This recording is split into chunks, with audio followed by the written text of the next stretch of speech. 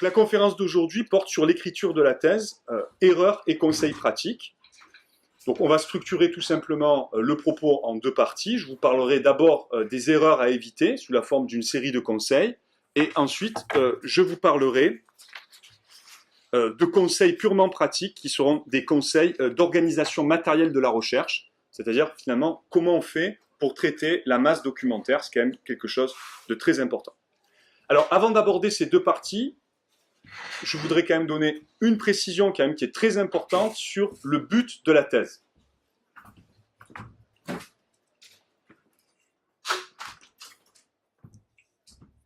Quel est le but de la thèse? Qu'est-ce que c'est le but d'une thèse?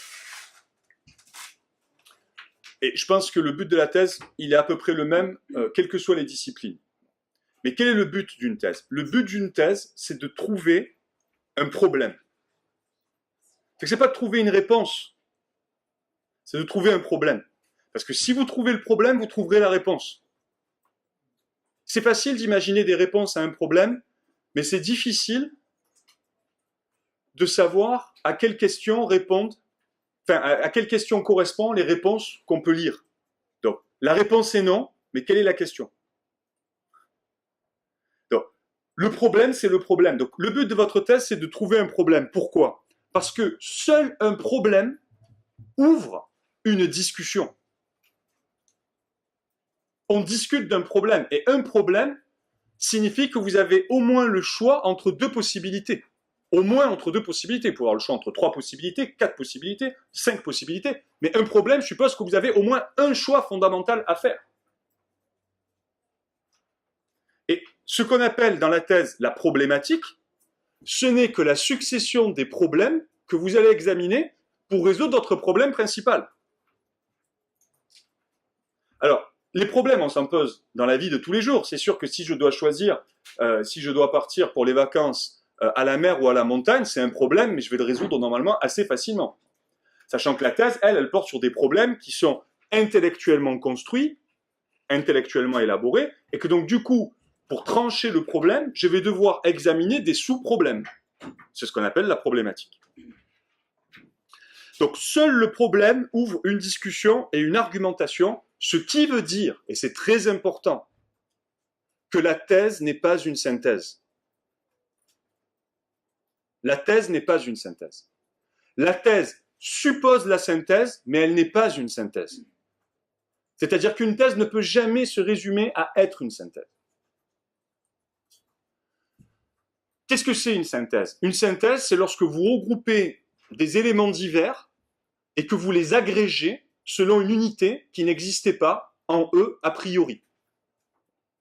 C'est assez compliqué comme définition, mais on peut prendre un exemple très simple de ce qu'est la synthèse. Vous imaginez, si vous avez en fait une construction en briques de Lego, l'analyse consiste à démonter en fait la construction et à aligner toutes les briques et à les ranger par couleur, par taille, par grandeur, donc à faire une classification. Donc ça, c'est de l'analyse.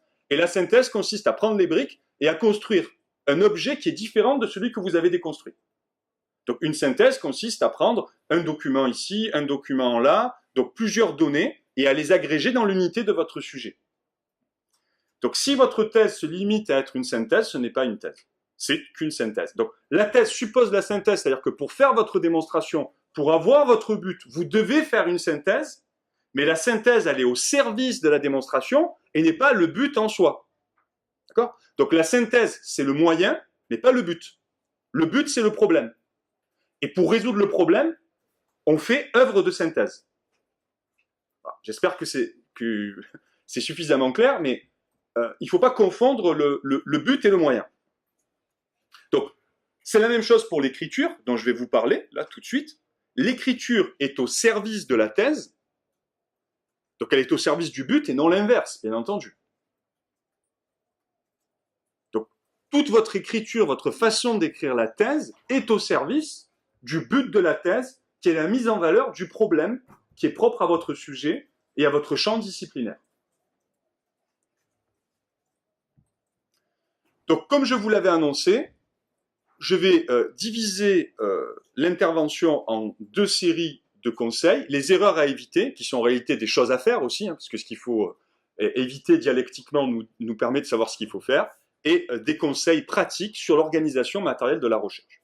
Alors, les erreurs à éviter,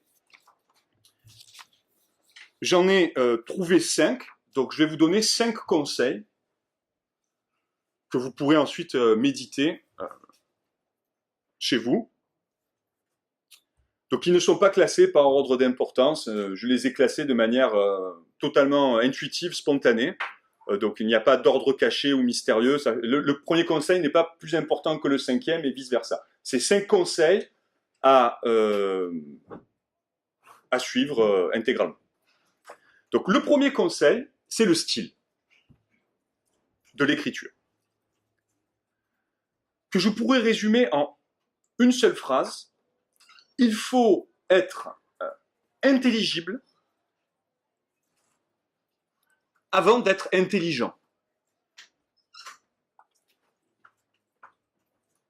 Les grands génies sont incompris, mais ce n'est pas parce que vous êtes incompris que vous êtes un génie. Ou pour vous le dire de manière plus philosophique en citant Nietzsche, fameux philosophe allemand du XIXe siècle, dans Le Gai Savoir, écrit cet aphorisme: « Qui se sait profond s'efforce à la clarté, qui veut paraître profond aux yeux de la foule s'efforce à l'obscurité. » Donc si vous savez que vous êtes intelligent, si vous savez que vous faites un véritable apport dans la recherche, soyez clair. Parce que ce que vous devez mettre en valeur, c'est le problème et l'apport que vous faites. Très souvent, on se réfugie derrière un langage obscur pour masquer des banalités. Qui se sait profond s'efforce à la clarté. Si vous savez que ce que vous dites en vaut la peine, soyez clair. Donc être intelligible avant d'être intelligent, mais ça ne veut pas dire qu'il suffit d'être intelligible, il faut aussi être intelligent. Mais il vaut mieux d'abord se faire comprendre. Parce que si vous faites la thèse du siècle, ce que je vous souhaite, mais que personne ne la comprend, ben ce sera une perte pour tout le monde. Pour vous, pour moi, pour toute la discipline. Et souvent, vous avez des thèses qui ne sont pas forcément les plus intelligentes, mais qui sont intelligibles, et parce qu'on les comprend, on prend plaisir à les lire, on prend plaisir à les citer. Donc votre style, comment il doit être? Ben, il doit être direct et simple. Vous devez viser la clarté. Dire les choses sans détour. Que votre oui soit oui, que votre non soit non. Vous dites les choses sans détour. C'est-à-dire que votre style doit permettre au lecteur de trouver ce qu'il cherche. Que cherche le lecteur? Et je peux vous dire que ça fait quand même déjà plus de 10 ans que je lis des thèses. Hier, j'étais encore dans un jury de thèse. Dans 15 jours, je vais aller à Nancy dans un autre jury de thèse. Et quand on a une thèse, qu'est-ce qu'on cherche? Ben, la première chose qu'on cherche, c'est où est la thèse? Alors non pas où est la thèse physiquement, bien sûr. Là, je l'avais dans les mains. Mais qu'est-ce qu'il défend? Qu'est-ce qu'il soutient? Donc, il faut que vous ayez un style méthodique. C'est-à-dire que vous devez écrire non pas en fonction de ce que vous pensez être le meilleur, mais en fonction de ce que le lecteur cherche. C'est une œuvre de communication. Vous devez communiquer des idées. Vous n'écrivez pas la thèse pour vous. Vous l'écrivez pour qu'elle soit lue, pour qu'elle soit discutée. Donc, qu'est-ce qu'il cherche, le lecteur? La première chose que le lecteur cherche, c'est ce que vous soutenez. Quelle est votre thèse? Ça vient de là, d'ailleurs, le terme de thèse. Parce qu'en réalité, vous aurez un doctorat. C'est un diplôme. Donc, vous serez docteur. C'est un titre qui signifie être savant. Mais pourquoi on appelle cela une thèse? Parce que c'est une métonymie. C'est-à-dire, on désigne la partie pour le tout. C'est-à-dire, la thèse, c'est ce que vous soutenez. C'est la proposition que vous soutenez. Et vous savez que jusqu'au 19e siècle, les thèses étaient entièrement orales. Notamment au Moyen-Âge. Mais même pendant le 19e siècle, elles étaient orales. On soutenait uniquement des positions à l'oral. On avait juste un écrit le jour de la soutenance. Et d'ailleurs, le terme porte bien son nom. Et on soutenait les positions que l'on avait arrêtées. Et après, c'est devenu une véritable dissertation au XXe siècle, telle que vous la connaissez. Donc, un style méthodique, c'est-à-dire qu'il faut écrire en fonction de ce que le lecteur cherche. cherche. Alors, moi, je donne toujours ce conseil à mes doctorants, qui est un conseil terrible, hein, parce que si vous l'appliquez, il va rendre votre écriture parfois très compliquée, mais si vous arrivez à l'appliquer complètement, vous serez parfaitement intelligible.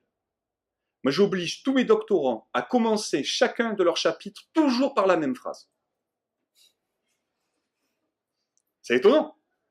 Je les oblige à commencer toujours le chapitre par la même phrase. L'objet de ce chapitre est de démontrer que.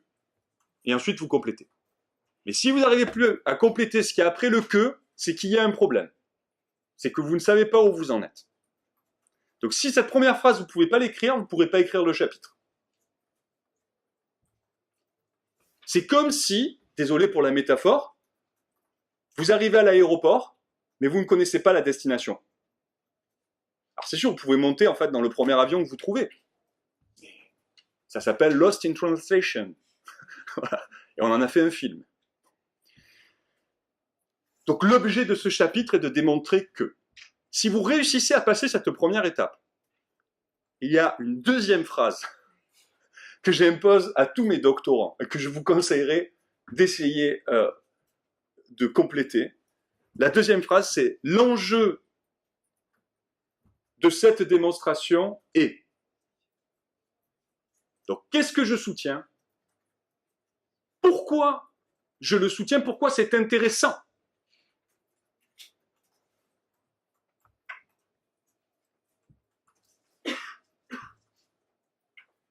Si vous survivez encore à cette deuxième phrase, il y a une troisième phrase. Mais celle-là, vraiment, elle vous ouvre la porte du chapitre. Donc, si vous arrivez à la troisième étape, c'est sûr vous pourrez écrire le chapitre. C'est certain.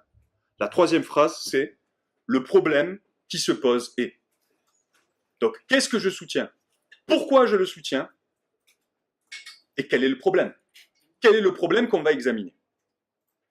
3 phrases qui commencent chacun des chapitres. Alors, ça ne veut pas dire que nécessairement vous allez tout le temps écrire dans votre thèse l'objet de ce chapitre est de démontrer que. Vous comprenez que c'est un exercice d'écriture pour vous-même, pour faire le point vis-à-vis de vous-même et pour savoir si vous avez les idées suffisamment claires pour que quand on vous lise, on vous comprenne.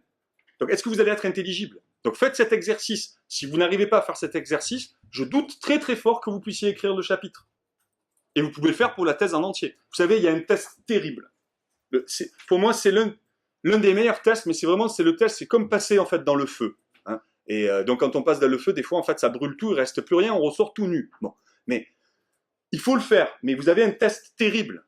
C'est est-ce que vous êtes capable de résumer votre thèse en une seule phrase? Si vous n'êtes pas capable de résumer votre thèse en une seule phrase, mais qu'il vous faut 10 minutes d'explication pour expliquer ce que vous soutenez, c'est qu'il y a un problème. Mais le problème, cette fois, c'est la façon dont vous exprimez le problème, si j'ose m'exprimer ainsi. C'est-à-dire que si vous êtes suffisamment clair, normalement, votre thèse, elle doit faire une phrase. Elle doit pouvoir être résumée en une phrase. Qu'est-ce que vous soutenez? Eh bien, dans ma thèse, je soutiens que ça. Mais pourquoi vous le soutenez? Parce que l'enjeu de la thèse, c'est ceci. Et quel est le problème? Le problème, c'est cela. En 3 phrases, vous avez tout dit. Donc, pour continuer en fait dans une métaphore que j'aime beaucoup, mais qui ne sera pas forcément intelligible pour tout le monde, je compare souvent la thèse en fait à une enquête policière.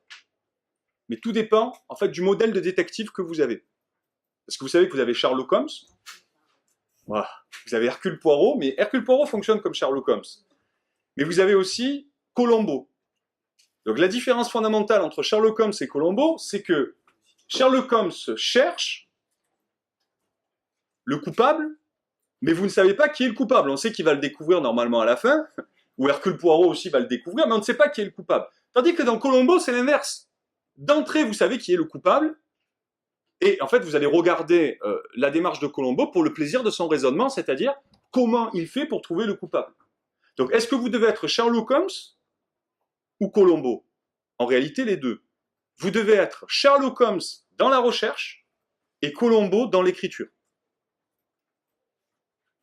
Qu'est-ce que c'est qui nous intéresse dans une thèse? C'est qui est le coupable. Et le coupable, c'est votre thèse. Si j'ose m'exprimer ainsi aussi. C'est la thèse que vous soutenez. Donc vous commencez, voilà, je soutiens ceci, et on va dire, mais alors comment vous en arrivez à penser cela?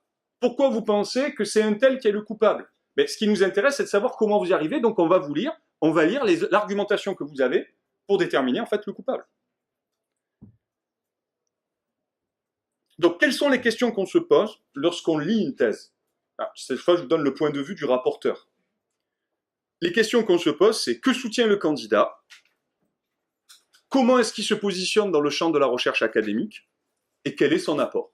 Donc, qu'est-ce que soutient le candidat? En gros, quelle est son idée? Il faut qu'il y ait au moins une idée. Mais une idée, vous savez, ça peut suffire. Hein. Vous avez une anecdote à ce sujet où on avait, je crois que c'était, je ne vais pas dire de bêtises, mais c'était un auteur célèbre qui avait demandé en fait à Albert Einstein, il avait dit, mais comment vous faites, quand vous avez une idée, comment vous faites pour la noter? Vous avez un carnet spécial où vous mettez vos idées? Il dit non, Albert Einstein il dit, j'ai pas besoin de carnet, vous savez, dans toute ma carrière, je n'ai eu qu'une seule idée. Mais donc, une seule idée, ça peut suffire en fait à faire une belle carrière. Donc, que soutient le candidat? Comment est-ce qu'il se positionne dans le champ de la recherche académique? C'est-à-dire, dans quel courant il s'inscrit? Dans quelle théorie, dans quelle ligne théorique, en fait, il s'inscrit? On a besoin de le savoir d'entrée. Il faut le dire. Tout de suite, il faut le révéler, il faut être clair. Il ne faut pas le cacher. Et quel est son apport? C'est-à-dire, qu'est-ce que la thèse elle apporte au débat académique, dans le champ académique du sujet? Donc, quel est l'intérêt? Mais vous apercevez qu'avec l'enjeu et le problème, vous répondez en fait aux attentes du lecteur. Donc, le style intelligible avant d'être intelligent, et le style est au service de la démonstration, et le style est au service du lecteur. Le lecteur. C'était le premier conseil. Deuxième conseil, subjectivement, pour moi, c'est le conseil le plus important. Mais je dis subjectivement. Le deuxième conseil porte sur la longueur de la thèse. Et je pourrais le formuler de la manière suivante. Faites gagner du temps au lecteur. Parce que votre thèse, elle est faite pour être lue. Alors, pour vous, j'ai passé de longues heures à déterminer le ratio qu'il existe entre le nombre de caractères et de mots dans une thèse et le temps de lecture en français. Parce qu'en fait, il n'y a pas le même nombre de mots dans un texte en anglais et en français, et on lit différemment. Donc j'ai fait beaucoup de recherches sur des sites de psychologie cognitive et dans des papiers de psychologie cognitive, je l'ai fait pour vous, pour faire cette conférence. Donc je vais vous donner en fait un ordre d'idées, parce qu'aujourd'hui on peut facilement évaluer le nombre de mots et de caractères qu'il y a dans une thèse, puisque vous utilisez tous normalement des logiciels, vous faites outils statistiques, vous avez le nombre de caractères espace compris, et le nombre de mots. Alors voici le résultat de mes recherches. Je vous donne un exemple que je ne suis pas allé chercher bien loin puisque c'est ma propre thèse. C'est une thèse de 160 000 mots et d'1 million de caractères, espace compris, avec les notes de bas de page. Donc 160 000 mots, 1 million de caractères, espace compris, avec les notes de bas de page. Donc en incluant les notes infrapaginales. 1 million de caractères. Ce qui correspond en Times New Roman, police 12, et avec les marges habituelles, à 333 pages de corps de texte. Donc ce que j'appelle le corps de texte, c'est l'écriture de la thèse à proprement parler, en dehors de la bibliographie, en dehors de la table des matières, en dehors du sommaire, et éventuellement des listes d'abréviations et de remerciements. Donc vraiment le corps de texte, c'est-à-dire la dissertation doctorale en elle-même. Eh bien, pour un lecteur normal, c'est-à-dire un lecteur, ce qu'on appelle un lecteur normal, c'est un adulte qui a une éducation normale, donc qui a au moins le baccalauréat ou qui a fait 2 ans d'études après le baccalauréat. Il faut, pour lire en fait une thèse, 2 millions de caractères espace compris, 9 heures de lecture. 9 heures. 9 heures. Pour 333 pages. 9 heures. Et pour un lecteur expert, c'est-à-dire une personne qui a l'habitude de lire très souvent, alors vous êtes tous des lecteurs experts puisque vous êtes en doctorat, donc vous lisez toute la journée, donc vous lisez plus vite que la moyenne, c'est nécessaire, enfin, je veux dire, c'est quelque chose de naturel puisque vous lisez toute la journée. Moi-même, je fais partie des lecteurs experts, donc pour un lecteur expert, donc vous allez être lu par un lecteur expert, puisqu'en fait, c'est quelqu'un qui a l'habitude de lire. Hier, j'ai discuté avec un membre du jury de la thèse où j'étais, bon, il avait beaucoup d'expérience, il était plutôt en fin de carrière, il a fait un calcul, il a dit, j'ai passé 4 ans de ma vie à lire des thèses. Il a fait 108 soutenances de thèse. Ça correspond à 4 ans de lecture. Donc pendant 4 ans de sa vie, il n'a fait que lire des thèses. Ça fait réfléchir. Donc un lecteur expert, il faut 6h30 de lecture. Tout de même, 6h30 de lecture. Ce qui signifie, et c'est un deuxième exemple que j'ai pris, alors cette fois c'est pas ma thèse, c'est la thèse en fait d'un ami, c'est une thèse de 215 000 mots, 1 300 000 caractères, espace compris et notes comprises, il faudra 12 heures de lecture pour un lecteur normal et 9 heures de lecture pour un lecteur expert. Alors pourquoi je vous donne ces chiffres? Parce que réfléchissez à une chose. Est-ce qu'on peut lire votre thèse en une seule journée? Si c'est 9 heures de lecture, c'est clair que non. Une journée, on va dire que c'est 8 heures. Mais non seulement on doit lire votre thèse, mais en plus on doit faire un rapport dessus. Donc il faut que votre thèse soit lue en moins de 8 heures et que le rapport puisse être rédigé en moins d'1 heure. Donc si vous voulez être lu en entier, en réalité, vous ne devriez jamais dépasser le 1 000 000 de caractères. C'est clair. Je vais vous faire une confidence terrible. Pour l'instant, de toutes les thèses que j'ai lues, ça ne va pas vous rassurer. Il n'y en a que 2 que j'ai lues en entier. Enfin, en dehors de la mienne, bien sûr. Il n'y a que 2 thèses que j'ai lues en entier. Il n'y a que 2 thèses où je suis arrivé jusqu'au bout. La plupart des thèses, je les ai lues à 80%. C'est-à-dire qu'il y a au moins un chapitre dans la thèse que je n'ai pas lu. Parce que je n'en pouvais plus, parce que j'avais plus le temps, j'étais épuisé, que ça n'apportait plus rien en fait à la démonstration. Il n'y a que 2 thèses que j'ai lues en entier. Et les 2 thèses que j'ai lues en entier, c'était 2 thèses qui faisaient moins de 310 pages. Elles étaient bien écrites, elles avaient un apport, je les ai lues de la première ligne à la dernière ligne. Et l'une des thèses, je peux même vous dire, je l'ai lue dans un aller-retour ex-Paris. Donc ce qui fait 7 heures. J'ai lu la moitié de la thèse à l'aller et au retour, j'ai lu l'autre partie. Et ensuite, quand je suis rentré chez moi, j'ai fait le rapport. Donc j'ai pu lire la thèse en entier. J'ai fait 7 heures de lecture plus 1 heure de rapport. Et donc en 8 heures, c'était bouclé. Ça m'est arrivé que 2 fois. Ça m'est arrivé que 2 fois. Donc, oui, vous pourrez faire des grosses thèses encyclopédiques, mais vous ne serez pas lu. Vous ne serez pas lu. Ne vous faites pas d'illusions, vous ne serez pas lu. Alors, pour vous donner des repères, un article à la revue trimestrielle de droit civil, ou à la revue de sciences criminelles, ou à la revue trimestrielle de droit européen, ou à la revue de droit historique, enfin, vous voyez, bon, toutes ces grandes revues-là, un article dans ces revues, c'est 90 000 signes, espace compris, ce qui correspond à 1 heure de lecture. Une chronique dans un grand hebdomadaire comme le Dalloz ou le JCP, une chronique, c'est 40 000 signes, espace compris, ce qui correspond à environ 25 minutes de lecture.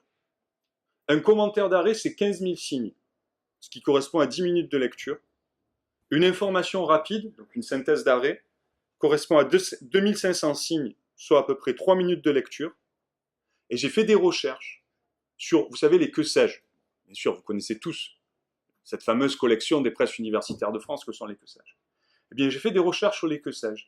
Et j'ai découvert que, initialement, le projet éditorial au début du XXe siècle, c'était qu'on puisse faire le tour d'une question en 2 heures de lecture.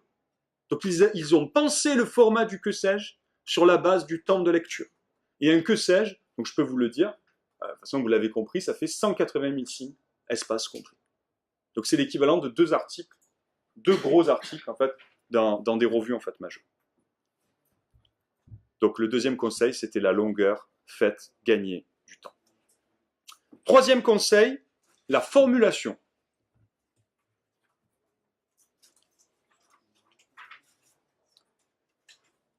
Soyez citable. Soyez citable, oui. Écrivez de manière à ce qu'on puisse vous citer. Parce que vous savez que le but de la recherche académique, c'est que d'autres reprennent vos idées. Mais si vous faites des phrases de 4 lignes, avec beaucoup de parenthèses, avec beaucoup de circonvolutions, avec beaucoup d'incidentes, vous êtes incitable. C'est-à-dire comment on va faire pour découper la phrase et vous citer en note de bas de page. Alors que si vous faites des phrases courtes qui résument bien les idées, on aura tendance à vous citer dans les mots que vous avez utilisés. Et vous connaîtrez amour, gloire et beauté. Dans le champ académique, ce qui est déjà pas mal. Mais regardez même pour vos propres recherches, vous verrez qui vous avez tendance à citer. Vous avez tendance à citer les personnes qui résument le mieux ce qu'elles disent en une seule phrase. Vous dites, ah ben oui, c'est exactement ce que je voulais dire, et vous citez juste la phrase dans la note de bas de page. Donc, soyez fonctionnel, soyez stratégique. Faites des phrases que d'autres pourront réutiliser pour vous citer. Alors, ça paraît simple comme conseil, mais ça fait beaucoup réfléchir sur la manière dont on doit écrire la thèse. Moi, ça a complètement transformé ma façon d'écrire la thèse quand j'ai appliqué ce conseil. Je suis passé à des formulations beaucoup plus courtes de mes phrases. Donc, phrases courtes, phrases simples, style analytique, un style où on découpe bien les éléments des idées, et fonctionnel, donc un style qui n'a pas à être un style littéraire. Donc, vous pouvez écrire des romans, mais le but de la thèse, c'est pas d'écrire un roman, c'est de transmettre des idées. Hein, c'est ce que me disait mon propre directeur de thèse. Je lui disais, mais il y a quelque chose qui me plaît pas. Vous savez, quand j'écris, j'ai tout le temps l'impression de me répéter. Il dit, mais vous n'êtes pas un romancier. Vous n'êtes pas obligé de chercher des synonymes. C'est une démonstration. Donc, si le terme, dans toutes les phrases, il doit apparaître parce qu'il désigne le même concept, mais c'est normal de se répéter. Donc, on n'a pas à avoir une recherche stylistique et de type littéraire si on travaille sur des concepts. Si le concept il est désigné par tel mot, ben chaque fois le mot on le remet dans toutes les phrases. C'est comme ça. Alors oui, on se répète, mais ça fait aussi partie de la rigueur scientifique et de l'exigence scientifique. Alors sur la formulation, donc sur le fait d'être citable, si vous voulez être cité, il faut que ce soit vous qui parliez. Je m'explique. Dans l'une des thèses sur laquelle j'ai fait un rapport il y a peu, un des reproches que j'ai fait au candidat, c'est que toutes les pages, il insère des citations d'autres personnes dans le corps de la thèse. Mais quel est l'intérêt? Moi, c'est le candidat que je veux lire parce que les autres ont écrit. Alors, bien sûr qu'il y a d'autres personnes qui sont d'accord avec vous. Bien sûr que vous voulez vous appuyer sur l'autorité d'autres personnes, mais vous le mettez en note de bas de page. Ne cassez pas la ligne de votre démonstration en citant les autres. Alors, sauf bien sûr, si vous trouvez un auteur où vous avez un paragraphe de 4 lignes, et que ces 4 lignes, vous avez commenté pendant 60 pages, bah c'est sûr, là, vous allez le citer, puisque ça va être l'objet de votre commentaire pendant 60 pages. Mais ce que je veux dire, c'est n'ayez pas une utilisation intempestive des citations. On brise le fil de la lecture.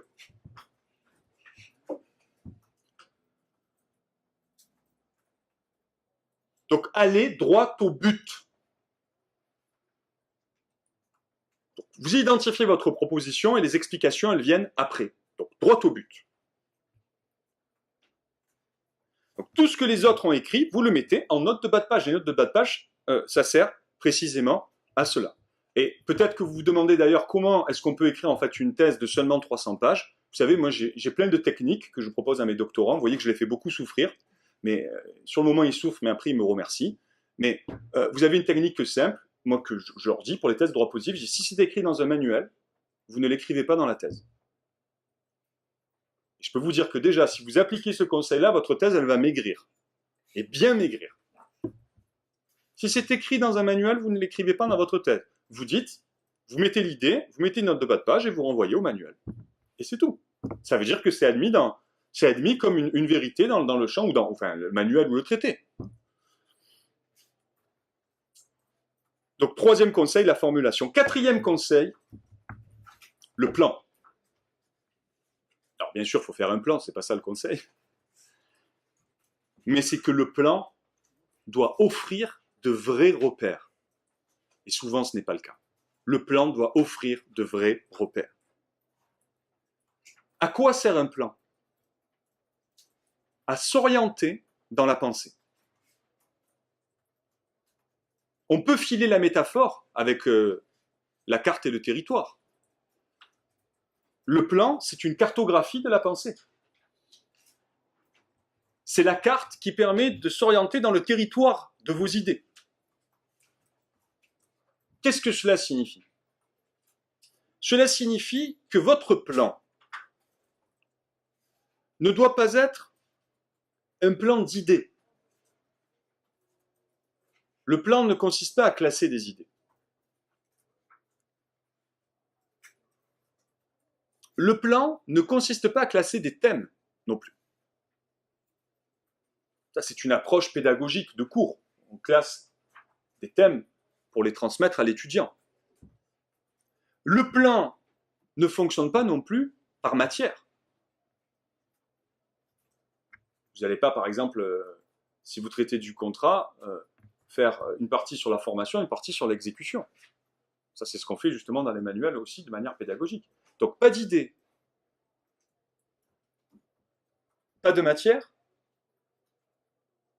j'ai oublié, et pas de thème. Pardon. Alors, vous allez me dire, mais alors, comment je structure le plan? Eh bien, le plan, vous devez le structurer par problème. Le plan, c'est votre problématique. Est-ce que la question se pose? Est-ce que la question se pose? C'est-à-dire que l'unité de votre pensée, c'est le problème. Si vous considérez que dans une thèse, mettons, il y ait 8 chapitres, ça veut dire que chaque chapitre doit correspondre à un problème. Et donc le plan consiste à classer des problèmes pour qu'on puisse s'orienter dans les problèmes, pour qu'on puisse s'orienter dans la marche des problèmes, ce qu'on appelle la problématique. Alors, pourquoi structurer le plan par problème? Parce que, comme je vous l'ai dit en introduction, seul le problème ouvre une discussion. On ne discute que de problèmes. Donc c'est le problème qui ouvre le volume de discussion. Donc ce ne sont pas les idées les plus importantes qui forcément vont se retrouver dans le plan. Moi je dis tout le temps en fait à mes élèves qui font par exemple une thèse en droit des contrats, je leur dis le fait que le contrat soit un accord de volonté, c'est une idée très importante. Mais qu'est-ce qu'elle nécessite en termes de volume de démonstration? Une ligne. Tout le monde le dit dans tous les manuels, dans tous les traités. Donc vous n'avez même pas besoin d'en faire une partie. Alors sauf si votre thèse, c'est la remise en cause de la définition du contrat. Bien sûr. Mais si votre thèse n'est pas la remise en cause de la définition du contrat, vous dites, voilà, le contrat, c'est un accord de volonté, vous le mettez dans l'introduction, vous mettez les notes de la page, et c'est fini. Et pourtant, c'est une idée centrale et très importante. Donc ce qui signifie que dans le plan, vous n'avez pas forcément les idées les plus importantes, mais les idées que vous allez discuter, ce qui est complètement différent. Donc ce que vous devez chercher dans le plan, c'est un équilibre des masses problématiques.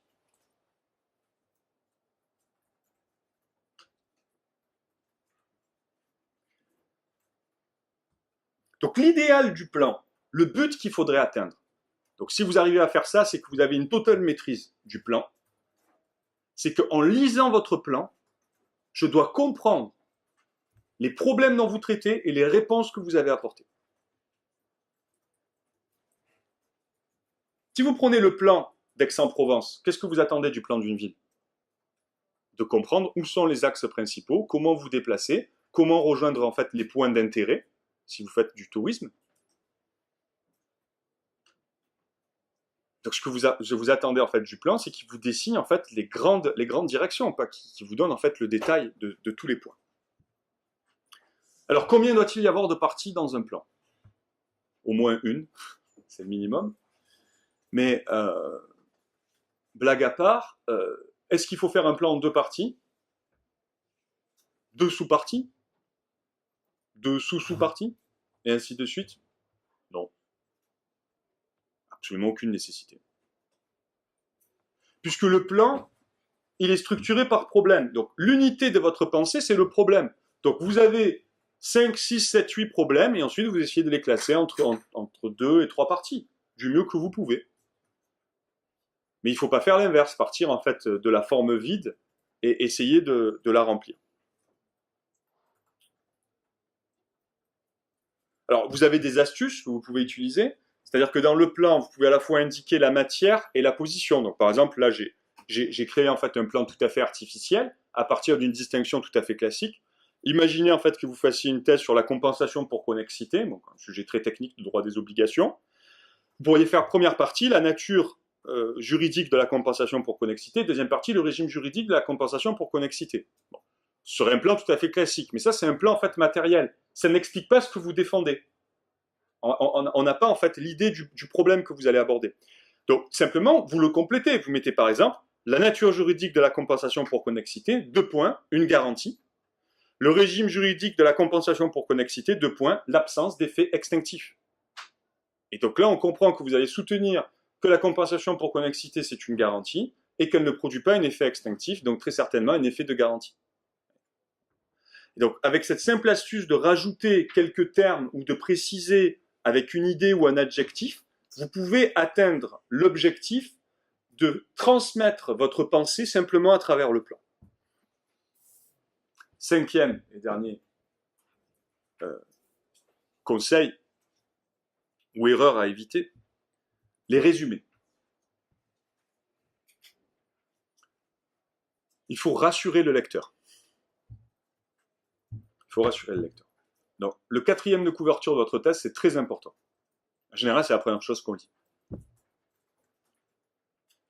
Donc, dans le résumé, qu'est-ce qu'on doit faire? Est-ce qu'on doit ménager le suspense?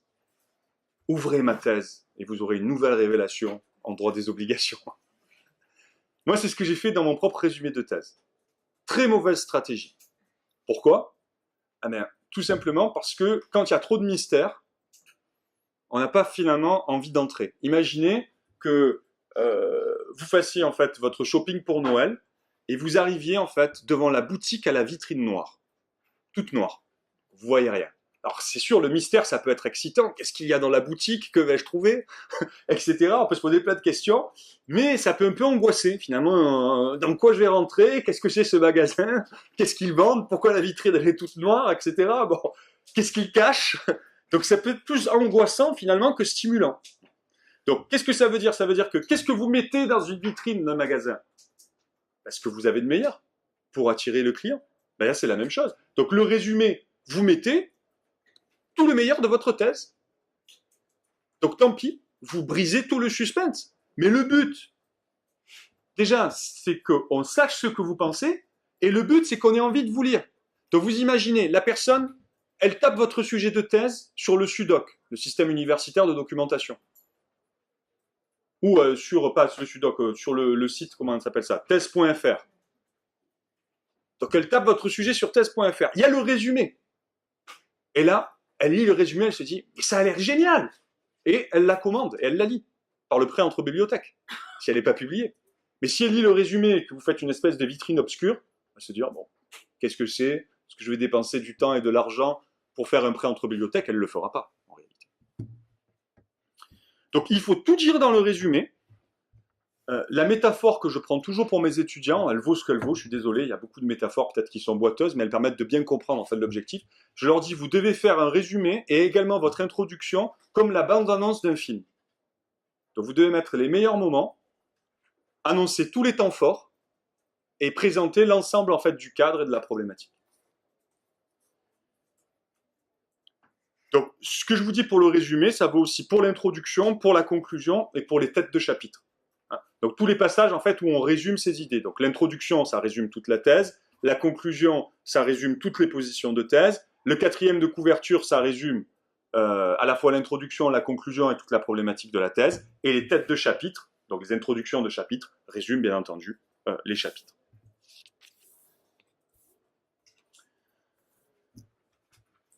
Donc le style, la longueur, la formulation, le plan, les résumés. Il s'agissait en fait de 5 conseils qui, à mon avis, vous évitent beaucoup d'erreurs, incompréhension, difficulté de lecture, mauvaise diffusion de vos idées, difficulté à formuler vos propres idées, difficulté à rédiger. Maintenant, j'aimerais terminer de manière beaucoup plus rapide, je serai beaucoup moins long en fait que sur les 5 premières règles. J'aimerais terminer par un ensemble de conseils pratiques que j'ai accumulés au fil de la rédaction et de la recherche de ma propre thèse, mais aussi au fil de toutes mes directions de thèse et de toutes mes discussions avec mes doctorants plus ou moins angoissés. Voilà, parce que c'est difficile de faire une thèse sans angoisse, je dois le reconnaître. Donc, je voudrais simplement vous donner en fait des conseils pratiques. Ils sont structurés aussi, il n'y a pas d'ordre où le premier conseil que je vais vous donner est plus important que le dernier, mais je vous les donne en fait dans l'ordre où je les ai couchés sur le papier. Alors d'abord, ce que j'aimerais que vous compreniez, dans toute recherche, pour éviter en fait que vous fassiez cette erreur, c'est que dans toute recherche, il y a 3 grands aspects, il y a 3 grandes dimensions. le premier aspect, c'est la recherche documentaire. Donc forcément, il faut rechercher vos documents, les lire et vous organiser. Donc il y a un problème d'organisation de la recherche documentaire. Ça, c'est clair dans toute thèse. Au moins, je veux dire, en droit et en sciences humaines, c'est le cas. La deuxième dimension de la thèse, deuxième aspect de la thèse, c'est la problématisation. Donc il faut trouver le problème. C'est l'aspect créatif, l'aspect le plus mystérieux, l'aspect spirituel dans le vrai sens du terme. Tout ce qui vient de l'esprit est création. Et enfin, vous avez un troisième aspect qui est l'écriture à proprement parler de la thèse. Ce dont on vient de parler.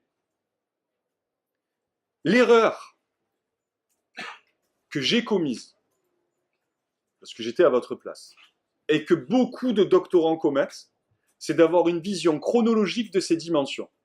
Pendant la première année de thèse, on fait de la recherche documentaire, on fait sa bibliographie. Pendant la deuxième année de thèse, on a des idées, et pendant la troisième année de thèse, ou la quatrième année de thèse, on écrit. C'est sûr que dans le monde idéal de la rédaction des thèses et de la recherche, si vous arrivez à faire ça, c'est extraordinaire. Ça ne se passe jamais comme ça. C'est justement un monde idéal.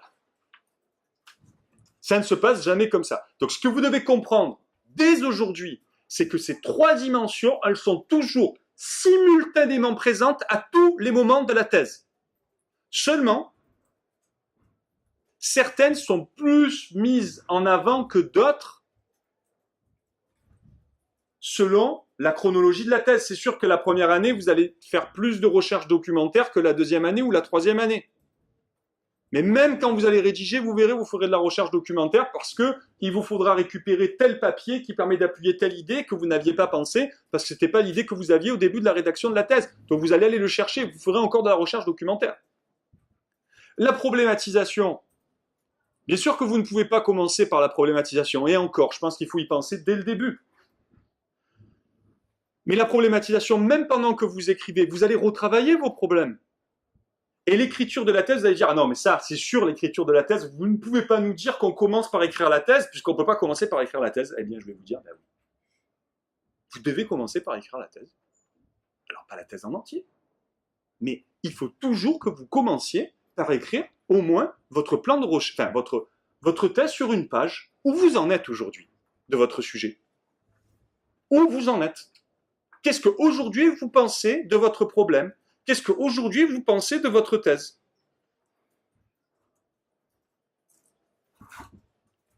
Alors, c'est ce que je vais essayer de vous expliquer.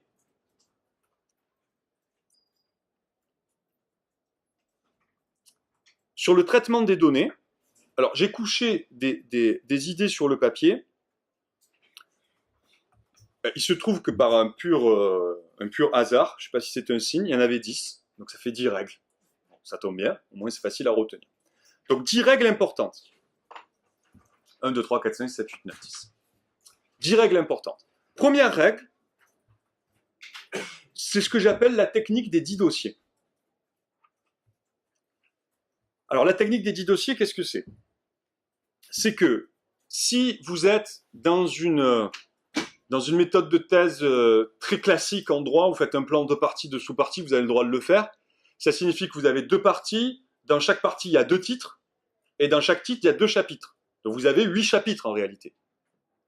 Alors vous allez dire, alors pourquoi 8 dossiers? Parce qu'il y a l'introduction, ça fait 9, et le 10e, c'est tout ce que vous n'arrivez pas à mettre dans les 9 autres.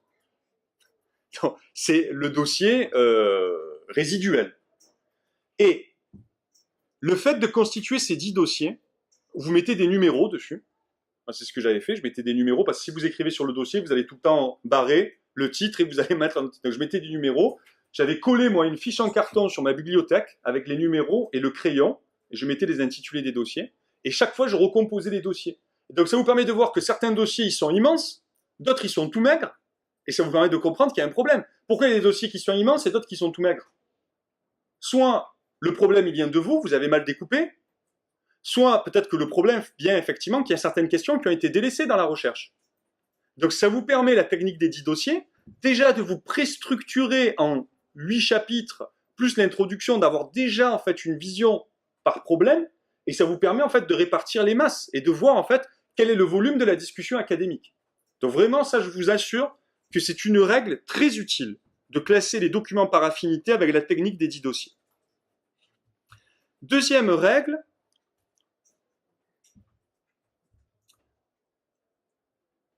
faire à la fois des lectures d'ensemble et des lectures précises. C'est-à-dire que quand vous lisez un document, il ne faut pas simplement vous dire soit je lis le document en entier, soit je ne lis pas du tout. Non. Il y a des documents où vous n'allez lire qu'un paragraphe, parce que vous n'avez besoin que de ce paragraphe-là pour votre thèse. Vous allez consulter d'autres thèses, il y a peut-être que 2 pages qui vous intéressent. Vous ne lisez que ces 2 pages. Vous lisez un peu l'introduction, mais vous faites des sondages pour voir la problématique d'ensemble. Vous n'allez pas lire en fait toute la thèse. Inversement, il y a des passages très importants ou des articles très importants ou même des thèses très importantes. Peut-être que vous serez obligé de les lire, peut-être pas en entier, mais au moins à 80%.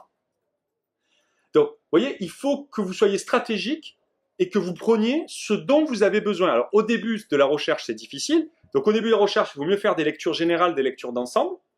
Mais au fur et à mesure que vous avancez normalement dans votre problème, vous faites des lectures de plus en plus sélectives et de plus en plus, j'allais dire, précises.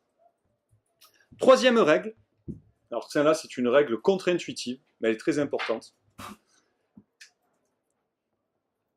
Ne surlignez pas vos documents. C'est étonnant, hein? Surtout, pas de fluorescent sur les documents. Alors pourquoi? Parce que si la première fois que vous lisez un document, vous dites « Oula, ça c'est important », vous le soulignez. Ça c'est important, vous le soulignez. Mais ça c'est aujourd'hui que vous pensez que c'est important. Déjà dans 3 mois, vous aurez peut-être changé d'avis. Dans 6 mois, vous aurez changé d'avis. Mais si vous ressoulignez dans 6 mois ce que vous pensez être important, vous allez faire un arbre de Noël sur le document. Il y en aura de toutes les couleurs, de partout, ça deviendra illisible. Donc quand est-ce qu'on surligne un document? À la fin. C'est-à-dire une fois que vous avez votre thèse, vos idées, que tout est clair, vous reprenez votre documentation et vous surlignez tout ce que vous allez citer. Et le confort que ça va vous apporter, vous n'imaginez pas. Parce que vous allez reprendre vos dossiers, vous allez prendre vos articles, et vous n'allez plus lire les articles, vous n'allez lire que ce que vous allez surligner, parce que vous savez que c'est ce que vous allez citer. Et vous allez gagner un temps considérable. Considérable. Alors aujourd'hui, c'est sûr, on ne surligne peut-être plus à la main, mais dans votre PDF, ce que vous mettez ne surlignez pas en fait immédiatement les choses dans votre PDF. Voilà. Attendez, alors c'est vrai que moi je suis encore resté assez papier, c'est-à-dire que, alors au début ça veut dire qu'il faut pas prendre de notes, mais au début on surligne en fait au crayon papier, mais on met pas du fluo parce que ça attire le regard, ça fixe les idées, mais on surligne au crayon papier, on met des notes dans la marge, mais en fait on ne fixe pas les idées. Donc c'est déjà la 4e règle qui suit en fait la 3e, c'est qu'il faut que vous puissiez prendre des notes évolutives. Alors qu'est-ce que ça signifie des notes évolutives? C'est-à-dire que vous ne devez jamais clôturer et vous fixer sur l'interprétation d'un document. Alors moi la technique que j'avais, c'est que j'ai fait une thèse qui portait sur la jurisprudence, j'ai fiché 380 arrêts, donc à l'époque il y avait Légifrance n'existait pas. Donc, je les ai tous photocopiés, j'ai tout fait en fait sur des fiches cartonnées où j'ai mis des mots-clés, et donc ce que je faisais c'est que je résumais l'arrêt, et au fur et à mesure, pour distinguer ce que disait l'arrêt de ce que je pensais ou de ce que disaient les commentateurs, toutes mes remarques, je les faisais commencer par un petit triangle. Donc je savais que lorsque la phrase commençait par un triangle, c'était une de mes idées. Et donc chaque fois, j'ajoutais mes phrases avec les triangles, et à la fin, parmi les différentes interprétations, j'ai entouré le triangle qui correspondait à ce que je retenais pour ma thèse. Donc j'ai changé d'avis sur l'interprétation de certaines choses, mais c'est normal. Ce qui serait inquiétant, c'est si vous avez une thèse, une idée, au moment où vous commencez la thèse, que vous gardez la même idée jusqu'au bout, c'est qu'il y a un problème. Pour moi, c'est qu'il y a un problème. Donc, 5e conseil, toujours noter ses idées. Toujours noter ses idées. Alors, maintenant, c'est facile parce qu'on a les téléphones portables, on peut s'enregistrer, on peut faire une note sur les téléphones portables. Et bon, moi, vous savez, j'ai peut-être une espèce de résistance à la technologie, donc j'ai toujours un carnet sur moi, toujours, qui me quitte jamais. Et dedans, il y a même une récompense si je le perds pour celui qui me le rapporte, parce qu'il y a toutes mes idées dedans. Mon propre directeur de thèse avait collé un bloc-notes dans sa voiture. Donc, il était sur l'autoroute, il avait une idée, il n'attendait pas d'arriver chez lui, il se mettait sur le bas-côté au péril de sa vie, parce qu'il donne sa vie pour la science, il notait l'idée en fait sur le bloc-notes. Donc il faut toujours noter les idées parce que vous allez avoir l'idée, elle va s'envoler. Hein. Vous connaissez en fait le proverbe, les paroles s'envolent et les écrits restent. Scripta manent, verba volent. Sixième règle,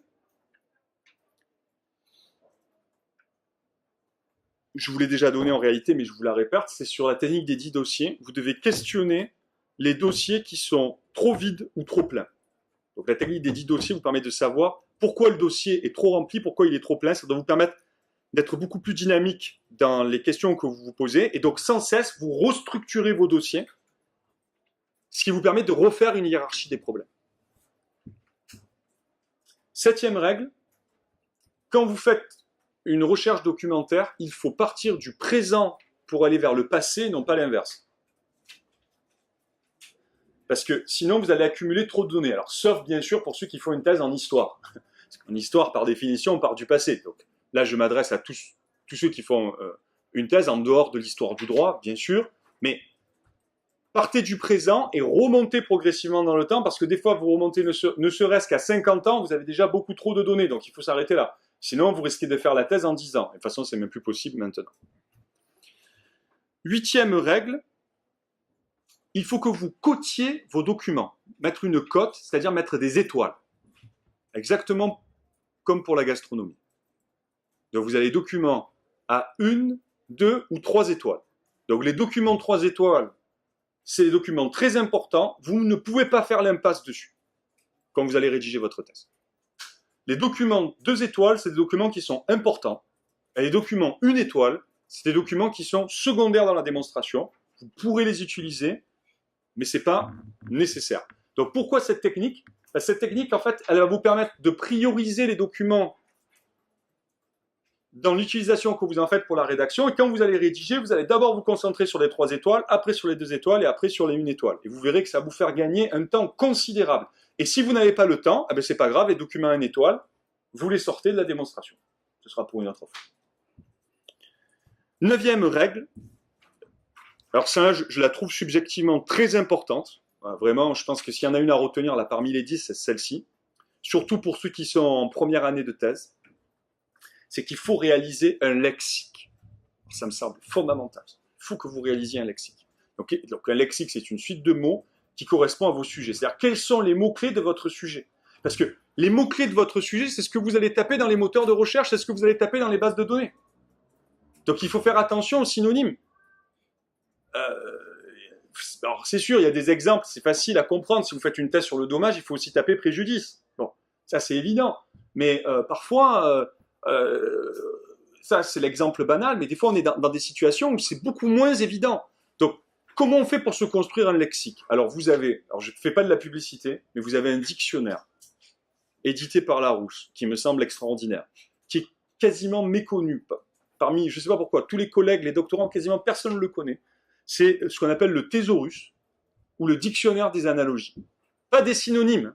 Pas des synonymes. C'est pas un dictionnaire des synonymes. C'est un dictionnaire des analogies. Donc c'est un dictionnaire qui est structuré par champ lexical. Et c'est fabuleux. Parce qu'à partir d'un mot, vous retrouvez tous les autres mots qui sont inclus dans le champ lexical. Et ça vous donne, vous ne pouvez pas imaginer, ça vous donne des idées. Ça vous permet de rebondir. Donc je vous assure que c'est fondamental. Et enfin, dernière règle, c'est une règle négative, ne fichez pas tout. Ne sombrez pas dans la folie de la fiche. Alors je sais que c'est rassurant de ficher, parce qu'on lit le document, on fait une fiche, on lit ceci, on fait une fiche, on accumule des fiches et des fiches et des fiches et des fiches. Mais ficher, c'est, comment dire, si vous aimez faire des fiches, rentrez aux renseignements généraux. Je veux dire, au moins vous ficherez tout le monde et vous collecterez des renseignements sur tout le monde. C'est-à-dire qu'il vaut mieux prendre des notes sélectives en fonction de problèmes, mais pas faire des résumés. Donc, oui, peut-être au début, faites des fiches, mais soyez modérés quand même sur la folie de la fiche. Alors, pour me résumer, et je terminerai par là.